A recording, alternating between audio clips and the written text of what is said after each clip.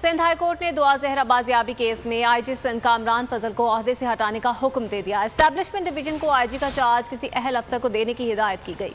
अदालत आलिया का कहना था कि आईजी ने गैर हकीकी रिपोर्ट पेश की जो मुस्तरद की जाती है। दौरान समाअत रिमार्क्स में जस्टिस आगा फैसल ने कहा कि जितनी कोशिश अदालत को मुतमईन करने में लग रही है, बच्ची की बाजियाबी के लिए 1% करते तो मिल जाती।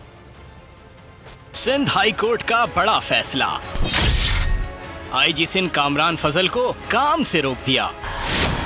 दुआ ज़हरा बाजियाबी केस का तहरीरी फैसला जारी कर दिया गया। अदालत आलिया में दुआ ज़हरा और निम्रा कादमी की बाजियाबी से मुताल्लिक दरख्वास्तों की समाअत। निम्रा को तो पेश कर दिया गया, ताहम दुआ को पेश न किया जा सका, जिस पर अदालत ने आईजी कामरान अफजल से चार्ज लेने की हिदायत कर दी। रिमार्क्स दिए, आईजी ने गैर हकीकी रिपोर्ट्स पेश की जो मुस्तरद की जाती है। अदालत ने एस्टैब्लिशमेंट डिवीजन को आईजी का चार्ज किसी अहल अफसर को देने का हुक्म दिया है। अदालत ने कहा, एस्टैब्लिशमेंट डिवीजन राय दे कि कामरान अफजल ओहदे के अहल हैं या नहीं।